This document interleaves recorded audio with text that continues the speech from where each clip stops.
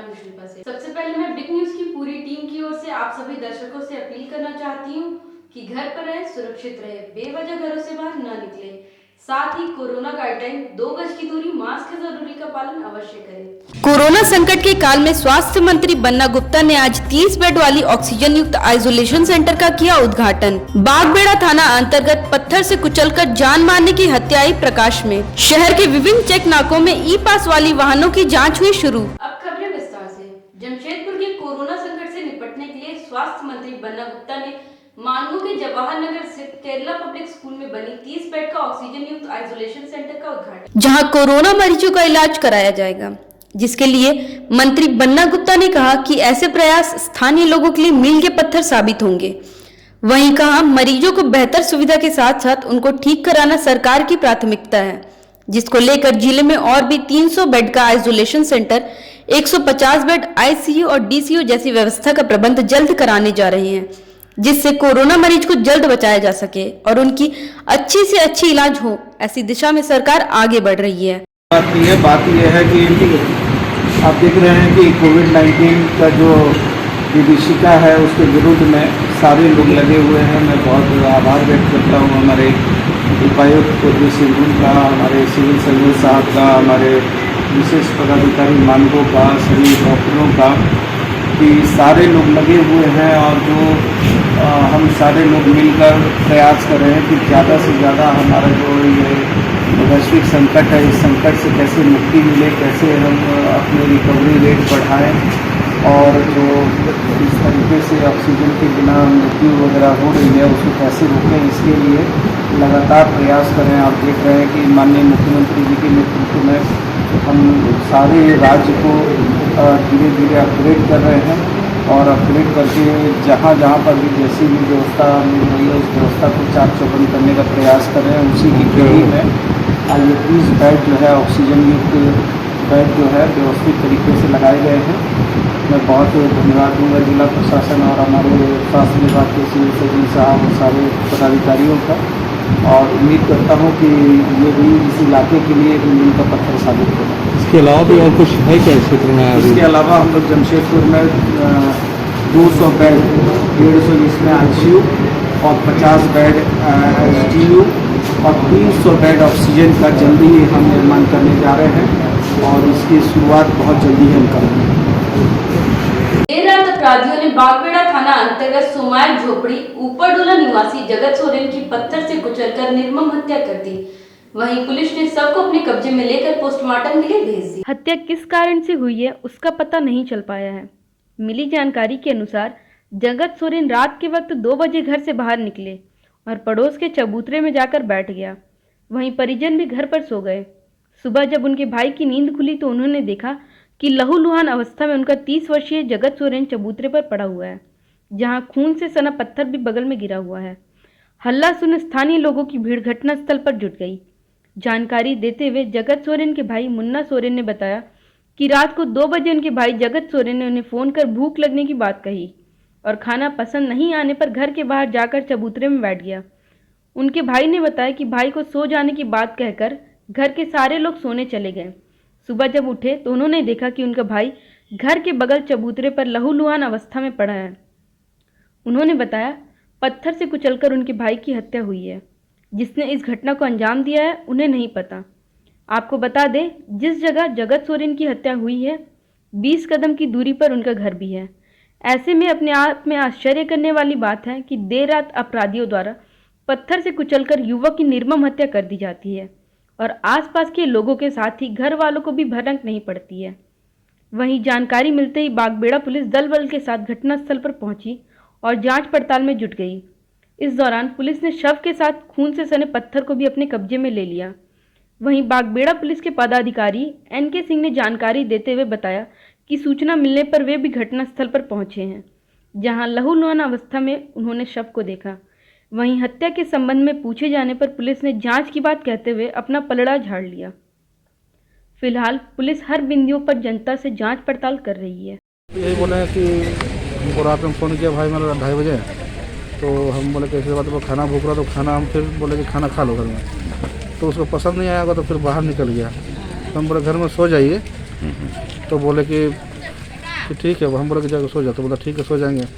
उसके बाद जब हम सो गए, कम से कम 2:30 बजे, 2:45 बजे सो गए। फिर 4 बजे सुबह उठते हैं। उठने के बाद से हम उधर जा रहे थे मॉर्निंग वॉक के लिए, तो देख रहे कि वहाँ पे लेटा हुआ है। तो हम बोले क्या हुआ देखते हैं। फिर वहाँ पर ब्लड देख रहे, उठा के देखे तो नहीं उठा। फिर उसके बाद 4 बजे से सबको खबर रखी है, मुखिया लोगों को। क्या लगता है किस चीज़ से आपके भाई की हत्या की गई है? वो तो गाड़ी में नहीं आया। यही है कि हम लोग को सूचना मिला कि वहाँ एक लाश है। हम लोग आए तो देखे कि एक वहाँ पर व्यक्ति मृत पड़ा हुआ है। हम अगल बगल घर वाले से पूछताछ किया तो बताया कि मेरा भाई है। वो रात में आया था 2-2:15 बजे, फिर बाहर आया। उसके बाद ये कैसा हुआ उन लोगों को इसकी जानकारी नहीं है। अच्छा सर, ये जो शव पड़ा हुआ पाया गया है, क्या लगता है हत्या की गई है? अभी तो जांच का विषय है, जांच हो रहा है।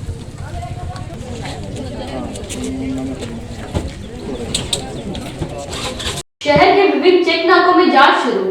मजिस्ट्रेट और पुलिस के जवान मिलकर हर आने जाने व्यक्तियों का जांच कर रहे हैं, साथ ही ई पास का भी जांच कर रहे हैं। स्वास्थ्य सुरक्षा सप्ताह के तहत पूरे राज्य में मिनी लॉकडाउन की घोषणा कर दी गई है, जहां इस लॉकडाउन में सोमवार के राज्य सरकार के निर्देश पर सख्ती बरती जा रही है। घर से बाहर निकलने के लिए ई पास अनिवार्य कर दिया गया है। इधर पूर्वी सिंहभूम जिले के विभिन्न थाना क्षेत्रों में चेक पॉइंट बनाकर आने जाने वाले से आवाजाही का कारण पूछा जा रहा है। इस दौरान लोगों के ई पास की भी जांच की जा रही है। कोरोना के बढ़ते संक्रमण को देखते हुए राज्य सरकार की पाबंदियों का असर पूरे जिले में देखने को मिला, जहां इक्का दुक्का लोग ही 2 बजे के बाद सड़कों पर नजर आए। कोरोना महामारी की रोकथाम हेतु जो नए दिशा निर्देश लागू किए गए हैं, इनमें बताया गया है कि अनावश्यक रूप से कोई भी व्यक्ति बाहर नहीं निकलेगा।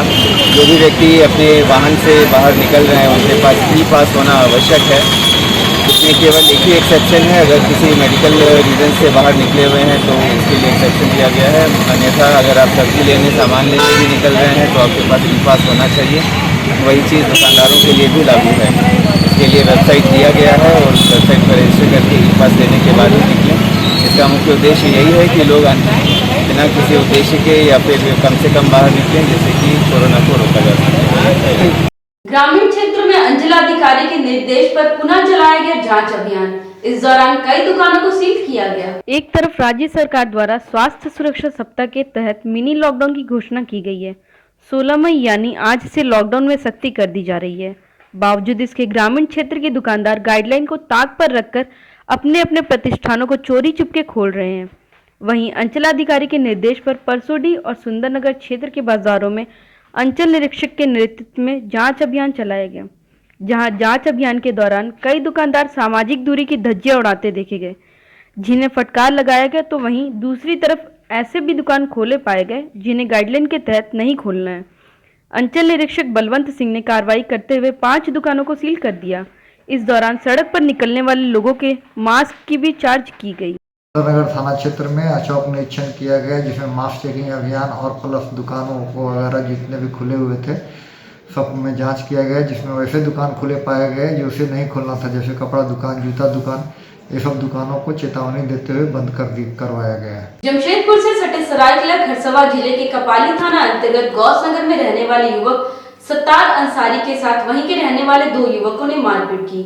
दोनों युवक सत्तार को घर से रविवार की सुबह बुलाकर ले गए और उसके साथ मारपीट की घटना को अंजाम। सत्तार के सिर पर पत्थर से वार किया गया, जबकि उसकी पीठ में कैंची घोंप दिया गया। घायल अवस्था में छोड़ दोनों आरोपी मौके से भाग निकले।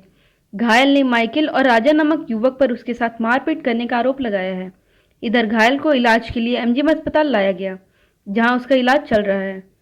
सत्तार अंसारी ने बताया, माइकल और राजा शनिवार की रात बस्ती में गाली गलौज कर रहे थे। उसका विरोध किया गया तो दोनों से विवाद हो गया। रविवार की सुबह 7 बजे दोनों उसके घर आए। रात का विवाद सुलझने के बाद दोनों उसे अपने साथ ले गए, जहां उसके साथ मारपीट की घटना को अंजाम किया गया। मारपीट में उसके पैर में गहरी चोट आई है। लड़ाई हो रहा था, दो जन अपना आपस में लड़ाई कर रहा था, बस्ती वाला 2 बस्ती ना। तो मेरा घर तरफ आ गया, गाली बक रहा था, तो हम उसको मना कर रहा था, मेरे को थाप मारा। उसमें कौन गाली बक रहा था? माइकल। और माइकल नाम का लड़का गाली नहीं बका, मतलब हम उसको बोले भाई गाली मत बक यहाँ पर है ना, तो मेरे को मारा। दूसरे को उसको समझाया तो मेरे को मार दिया। उसी में लड़ाई हुआ तो सुबह फुसला के ले गया। टिफिन ले जाना, स्वामी चले जाना। तो ये आया घर, हमें राशन आके फिर भाई को बोला कि भाई लोग ना धमका रहे, तो भाई बोला मत जा, घरे में रह का जाता, काम में जाना। तो इसको फुसला के ले गया, तो ले गया तो किसी गली नहीं गया। उसके बाद उसको प्यार की बात के माफी मांगा, उसके बाद पीछे को मार कर दिया। इतना काहे के लिए हुआ लड़ाई? ओ बस्ती में हो रहा था, तो इधर इससे यही गलती थी कि बोल दिया हाँ यहाँ काहे गिजे गिजे करो भाई, बस इतने में इसको टारगेट में रख लिया था, सुबह में मार दिया। बगली कहाँ पे है? हाँ बगली का है? हाँ। क्या नाम हुआ उसका मारने वाला का? ऐसे तो मैकल बोलता, मगर इसका नाम इमरान। कहाँ रहता है वो? बस नहीं रहता, पुलिस खोज रहा, लोग को मिला नहीं है। मेरा बहन के देवर मिले राजा। आपका नाम क्या हुआ? हमारा नाम रोती है, उनकी बहन है, उनका बहन। उनका नाम सत्तार है। मानगो निवासी बंटी गुप्ता ने इंसानियत का कदम बढ़ाते हुए किन्नर समुदाय के लोगों का मदद किया। बता दें, वे यहाँ सोशल साइट के जरिए पहुंचे थे। महामारी का दौर चल रहा है, आर्थिक तंगी का मुखौटा खुलकर दिख रहा है। वहीं किन्नर समाज दाने दाने को तरस रही है। बर्मा माइंस में मानगो निवासी बंटी नामक व्यक्ति ने किन्नर समाज के लिए मदद का हाथ आगे बढ़ाते हुए किन्नर समाज को राशन का सामान प्रदान किया। वहीं बताते चले, उन्हें इसकी सूचना सोशल साइट से मिली, जहां किन्नर समाज की सदस्य ने मदद की गुहार के लिए एक संदेश लिखा था, जिसके बाद बंटी नामक व्यक्ति ने अपने दोस्तों के साथ मिलकर मदद का हाथ आगे बढ़ाया। समाज का नाम हुई कि सोशल मीडिया के माध्यम से आज बंटी भैया ने देखकर हमारी जो बहनें हैं जिनको ज़रूरत थी उनको राशन पहुंचाया, तो तहे दिल से किन्नर समाज उनका धन्यवाद करती है और जमशेदपुर वासियों का धन्यवाद। क्या अपील करना चाहते हैं? मैं लोगों से ये अपील करना चाहती हूँ कि हमारा समाज जो बहुत पिछड़ा हुआ है, लोग आगे आए मदद करने के लिए, क्योंकि ये जो लॉकडाउन का समय, इस समय हमारे समाज और पिछड़ जा चुका है, तो उसके लिए सहयोग की आशा रखते हैं हम। क्या नाम है आपका? मेरा नाम अमरजीत। ग्रुप के जरिए हम लोग को कल मैसेज मिला था कि दीदी लोग को थोड़ा ज़रूरत है सामान का, और कोई समाज आगे धीरे धीरे आ करके हेल्प कर रहा है, तो हम लोग भी कल दोस्त सबको सोचे कि हम लोग भी आकर कुछ हेल्प करते हैं। इसमें आज हम लोग आए हैं बर्माइंस आपका ये बजरंगी बागान पास, कुछ चावल, दाल, आटा, राशन का सामान दिए हैं दीदी लोग को। बस यही, और जब तक होगा हम लोग समाज सेवा करते रहेंगे अपने दोस्तों के साथ। किनको दे रहे हैं? ये किन्नर समुदाय के लोग हैं, उन्हीं को दिए हैं। अच्छा, कैसे जुड़े इसमें? बस फेसबुक के नाते जुड़े हैं, इंसानियत के नाते, और क्या बोलेंगे। क्या नाम है आप लोग? बस हम लोग सब दोस्त भैया हैं, सब साथ में ही हम लोग हैं, अपना टीम है, और क्या नाम है आपका? बंटी गुप्ता, मानगो। कोरोना संकट के काल में स्वास्थ्य मंत्री बन्ना गुप्ता ने आज 30 बेड वाली ऑक्सीजन युक्त आइसोलेशन सेंटर का किया उद्घाटन। बागबेड़ा थाना अंतर्गत पत्थर से कुचलकर जान मारने की हत्या आई प्रकाश में। शहर के विभिन्न चेक नाकों में ई पास वाली वाहनों की जांच हुई शुरू। फिलहाल के इतना ही, मिलते हैं अगले में। बिग न्यूज की पूरी टीम को दीजिए इजाजत।